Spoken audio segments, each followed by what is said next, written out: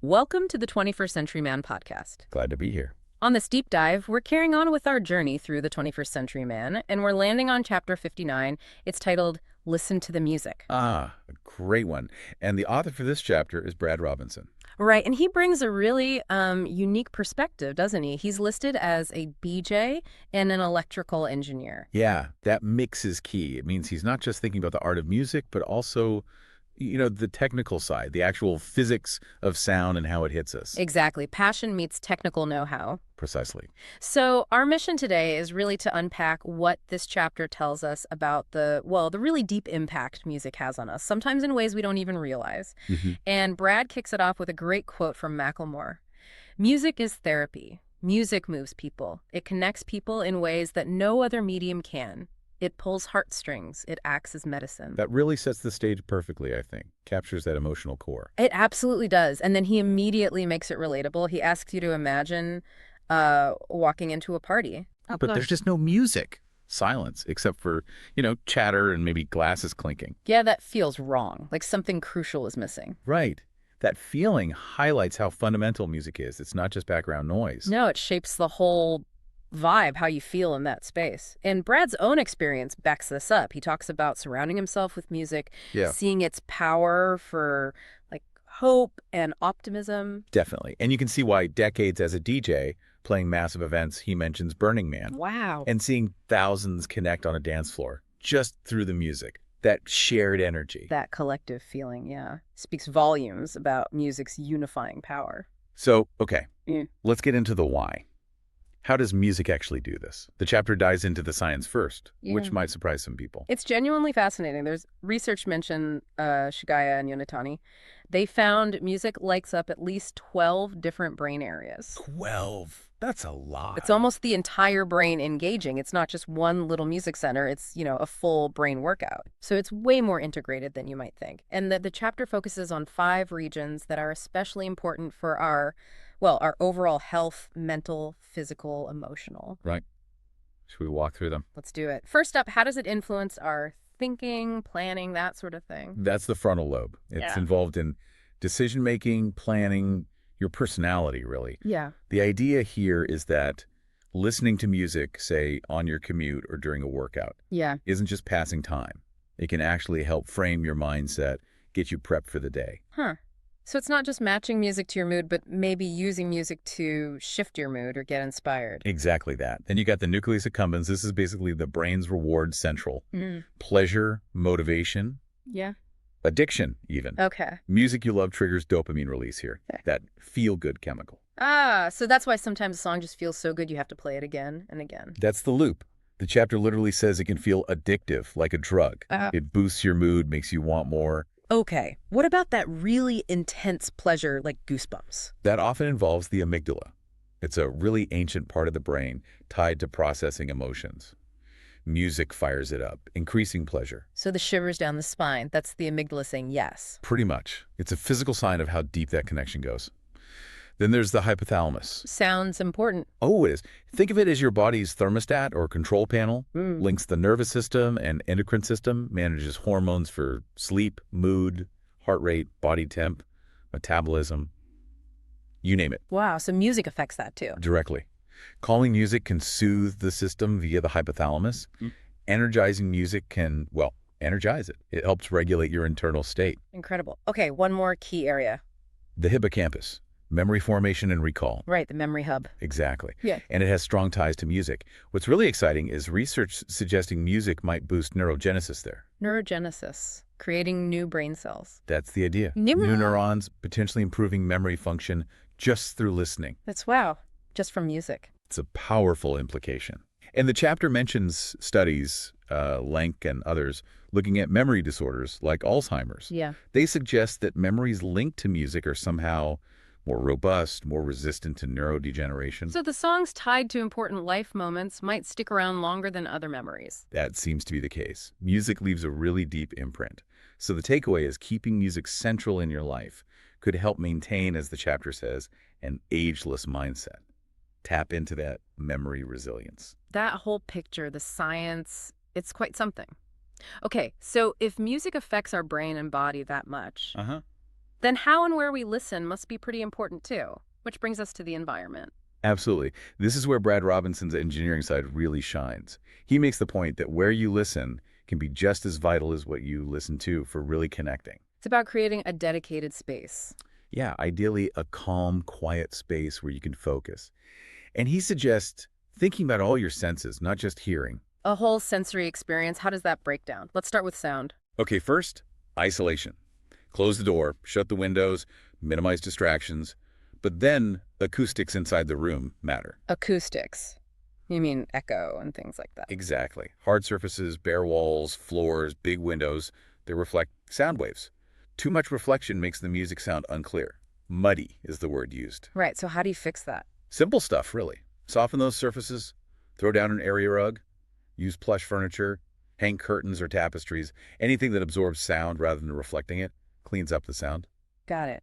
Absorb the bounce. What about feel? Comfort is key here. Find a really comfortable chair or sofa, something you can just sink into. When your body's relaxed, your mind can focus better on the music. Makes sense. Relax the body, focus the mind. Sight. This is about personalizing the space. Surround yourself with things that have meaning for you. Maybe photos or objects that trigger good memories. Things that ground you now. Things that make you feel hopeful or excited about the future. So the visuals connect to the music's emotional pull. That's the idea. Enhance that memory and feeling connection. Okay, scent and taste? Scent is very personal. Maybe a favorite candle or essential oil. He does suggest adding plants, though. Oh, white plants. Well, they look nice, obviously, but they also release oxygen, which is good for the air and helps with relaxation, supports the mind and body. Taste is optional, but, if having a specific drink or snack enhances the ritual for you, go for it. It sounds like transforming listening from something passive into like an active, mindful experience. It's a great way to put a ritual. Okay, so you've got your space set up. Now, the music itself, there's just so much out there. And technology makes discovering it so much easier now, which the chapter highlights. Apps learn your taste. Right, like Spotify or Pandora, which get mentioned. They suggest stuff based on what you like, or even just a mood. Exactly. So the advice is, start with what you know resonates: songs, artists, albums you love. Then let the app lead you down rabbit holes. And importantly, when you find something new you really connect with, make a new playlist for it. Keep that discovery process active and personal. Good tip. Okay, speaking of apps and tech, the gear. That's a big part of it, too. It definitely is. And there's a huge range now, isn't there? Old school hi-fi systems, wireless speakers everywhere, tiny earbuds, big noise-canceling headphones, smart speakers. It can be overwhelming. Totally. But the chapter's message is reassuring. There's no single right choice. It's about what fits your life, your space, your budget. But it does offer some guidance on understanding the options, like stereo versus surround sound. Yeah, that's important for music. Stereo separate left and right channels is generally how music is recorded and mixed. It gives you that sense of space the artist intended. Okay, and surround sound, like 5.1 or 7.1? That's primarily designed for movies. Places sounds around you. It will play music, but Right. The chapter advises setting your surround system to a stereo mode when listening to music. Otherwise, the system might try to artificially create a surround effect, which isn't what the original mix sounded like. You want the artist's intention. Gotcha. Stick to stereo for tunes. What about mono? Mono is just a single channel of sound. Lots of small, portable Bluetooth speakers are technically mono because the little speaker drivers are too close together to create a real stereo effect. So you lose something there. You lose the stereo separation, yeah. The sense of width and placement in the mix. Convenience trade-off. Right. And what about getting streaming services or your own digital music library playing? There are lots of solutions. The chapter mentions Sonos as a popular example, praising their system. And things like the Sonos AMP are cool because they let you use your own favorite speakers but still get the streaming and multi-room benefits. Plus, connect to your TV audio. Nice. Now, the chapter also mentions wiring speakers in this wireless world. Yeah, from an audio quality perspective, especially for a dedicated listening room or home theater, the source suggests wiring is generally still the gold standard. Better signal. Potentially more reliable, less chance of interference or compression, compromising the sound quality compared to some wireless options. Though it acknowledges some wireless products are very good now. But for peak system quality, wired is often preferred. Okay. And for listening out and about, earbuds, headphones? The absolute crucial thing, especially with earbuds, is getting a good fit. Fit. Why is it so critical? If earbuds don't seal properly in your ear canal, you lose a ton of bass response.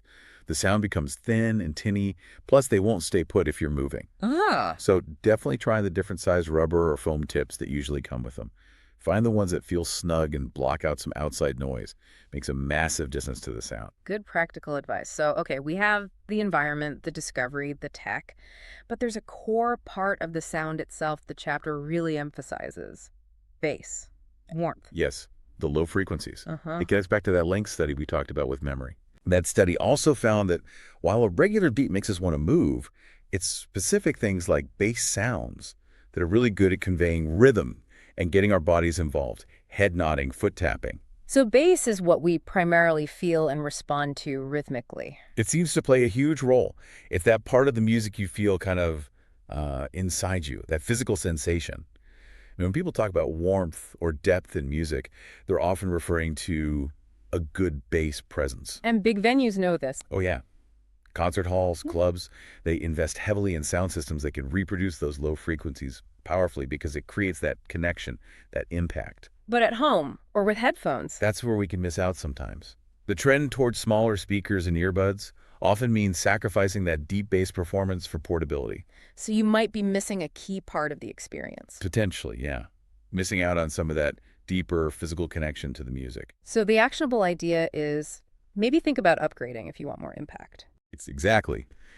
If you listen mostly at home, adding a subwoofer to your speaker setup can make a world of difference. Like the brands mentioned. Velodyne, was it? Yeah, Velodyne Acoustics gets a mention for subs. Or, for personal listening, consider over-ear headphones instead of just earbuds. They generally have larger drivers that can produce a fuller bass response. The Sennheiser's mentioned as a good headphone brand from the source's perspective. Okay, so the gear matters for frequency response. What up the music file itself? The media. Right, quality matters there too. The chapter talks about MP3s and MP4s, super convenient, small files, easy to stream and share. But they achieve that small size through compression. And the chapter puts it bluntly. They're literally and figuratively compressing the heart and soul out of our music. Ouch, compressing, meaning losing information. Yeah, like a lower quality JPEG image versus the original photo. To save space, some audio data is discarded, with uncompressed formats like WAV, AIFF, or even FLAC, which is compressed smartly without losing quality. You keep all the original detail. So how do you get that higher quality experience? What does the chapter suggest? Two main avenues. One is rediscovering vinyl records. Ah, the comeback kid. Right. And it's not just hipster nostalgia. There's a sonic argument. Vinyl is analog. The sound wave is physically cut into the groove. The chapter argues it has this undeniable sound a certain quality digital finds hard to match. What do you need to get started with vinyl? Seems expensive. You need a turntable, obviously. Decent ones aren't crazy expensive, maybe under $500 to start. But you also need a good cartridge that's the bit with the needle. Right. And because the signal from the cartridge is tiny, you need a preamp, sometimes called a phonostage, to boost it before your main amplifier or receiver. The quality of the cartridge and preamp really impacts the sound. Okay, so vinyl is one path. What's the other? Reclaiming your digital music, but in better quality. Lots of us ripped our CDs to MP3 years ago. Guilty. Yeah, me too. But the default settings often compress the heck out of them. We didn't realize we were losing quality. So if you still have those dusty CDs somewhere. The tip is re-rip them. But this time, go into your music software settings and choose an uncompressed format. WAV or AIFF are true uncompressed copies. FLAC is a good option too. It makes the file smaller than WAV, but without losing any audio data. It's lossless. So you get the original CD quality back. Exactly. All that detail you might have been missing. Okay, so we've covered environment, tech, media, all aimed at deepening the connection. And this deeper connection has real benefits, particularly for managing stress. Oh, absolutely. Stress is something most of us carry, physically, emotionally, and the chapter positions music as a really effective, accessible tool in your stress management kit. Is there specific research on this? Yes, a study by Tommy and colleagues have mentioned. They found music listening clearly reduces stress. But what's really interesting Why is that? is they found listening before a stressful event actually helped people's autonomic nervous system recover faster afterwards. Faster recovery. So it's like building resilience beforehand. Kind of, yeah. So the takeaway isn't just listen to music when stressed. It's more like make it a regular part of your routine. Build it in daily. That seems to better equip you to handle stress when it does hit and helps you bounce back quicker. That's a powerful shift in thinking. Proactive, not just reactive. Exactly. And there's another cool biological marker mentioned. A study by Finn and Fancourt found music listening reduces increases in blood glucose. Blood sugar. How does that relate to stress? Well, stress hormones can actually cause your blood glucose to spike. Yeah. So the fact that music can dampen that rise is another piece of, concrete biological evidence showing its calming effect. It really drives home that this isn't just about feeling good, it's having measurable, positive physiological effects. For sure. It actively reduces stress, improves quality of life right here, right now. Okay, so let's try and pull together the main threads here. What are the key takeaways from Chapter 59? I think the biggest one is that shift to making it a conscious foreground activity.